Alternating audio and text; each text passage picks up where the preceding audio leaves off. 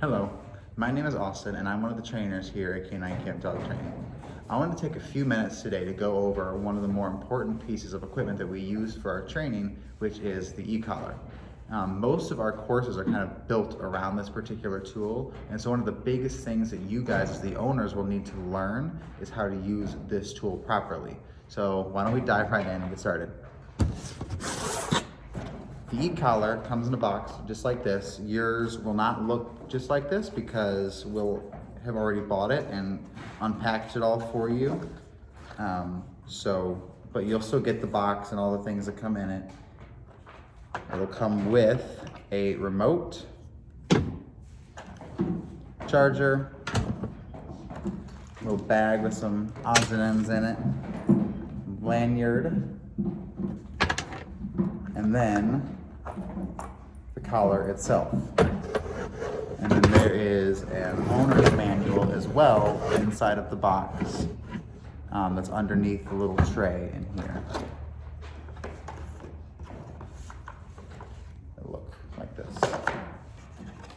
And if there's anything that I do not go over in this video, you should be able to find it in the owner's manual. So let's get started with the remote.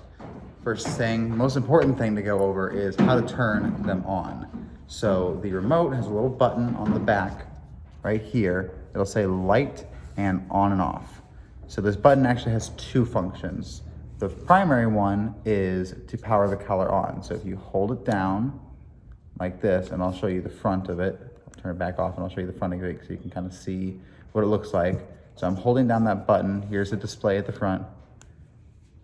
You can see it come on. You hold it down for just a few seconds and that is what powers on the collar. You hold it down again to power it back off. The other function is the light. So if I go ahead and turn the collar on really quick, if I just tap it as opposed to holding it down, it'll give me first a blinking LED light. If I press it again, it'll give me a solid constant LED light. If I press it again, it'll turn it off. It just cycles through those three settings. So to turn the collar on, you'll find a little red dot here on the collar, as well as a little red dot here on the remote. And you just match those two dots together, and that powers the collar on. Green for on, red for off. Turn it back on. All right. So there are a few other things on the collar that are going to be important for you to know. There is your dial up here that's going to control your level, which is displayed on this little monitor here. So it goes from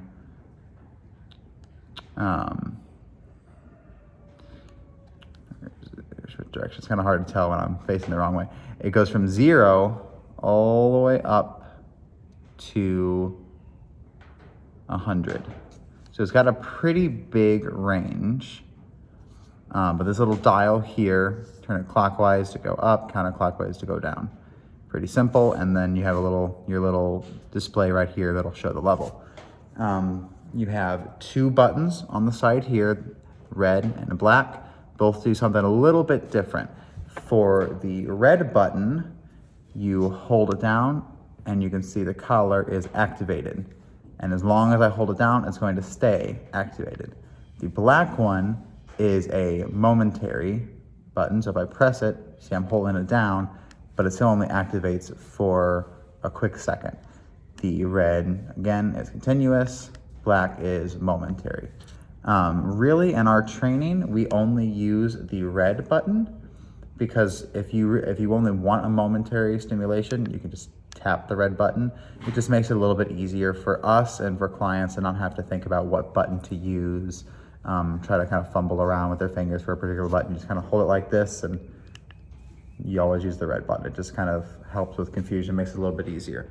There's another button on this side. This is just a vibrate. You press it and it'll vibrate the collar. I don't know if you can hear that or not.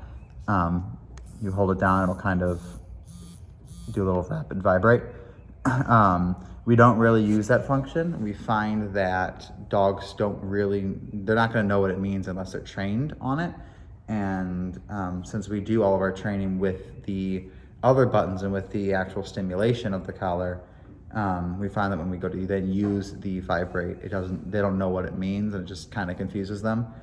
So there's not really any point in it, and we don't use it. The other thing on the collar is the charging port is right here on the back. The charging port for the collar is right there.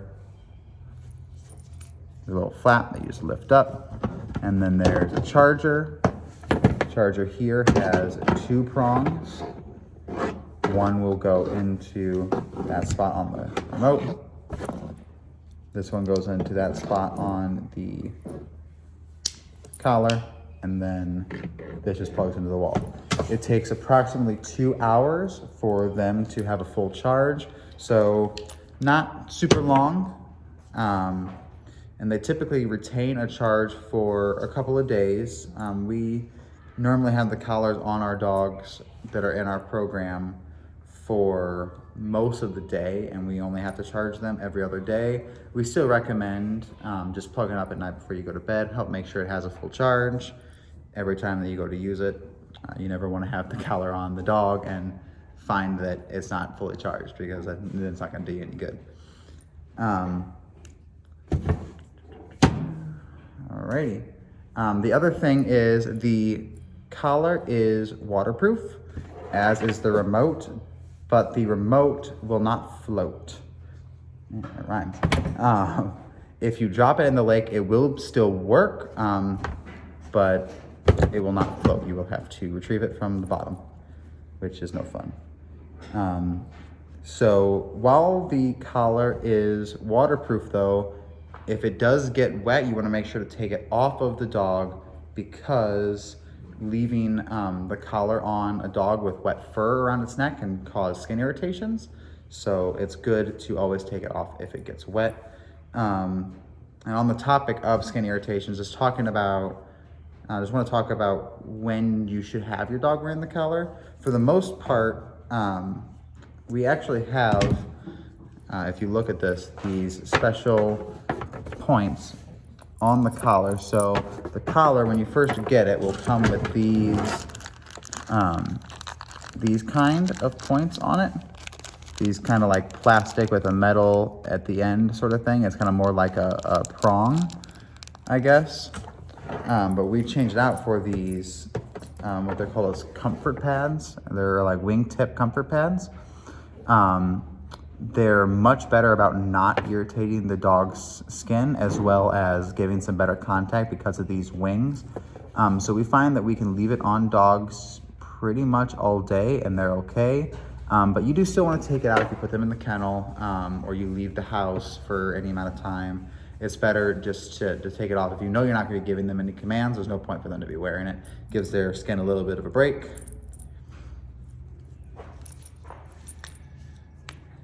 And then if you ever find yourself for some reason needing these other tips, which we don't recommend them, the tips that we always change them out for, these little wing tips that I was just telling you about, we'll do that for you. And we don't necessarily recommend that you change them back, but if for some reason you feel like you need to, those are all in this little bag here. There is a special tool in here. If I can get the bag open, there we go. Special little tool right here. That just goes on these little bolts, or these little nuts rather, and twist them off. And then these other little points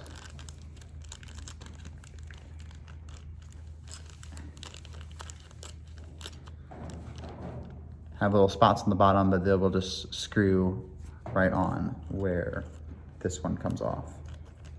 So it's pretty simple. It's a lot easier to see when you actually take off the one that we have on now and look at it. But other than that, that really covers everything that you need to know about the collar. Most important things to remember are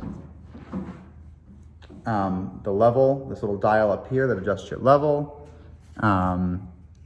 The red button on the side is the one that we use. It is a moment or a continuous activation. As long as you hold it down, the collar will stay activated. And then knowing how to turn them on and off.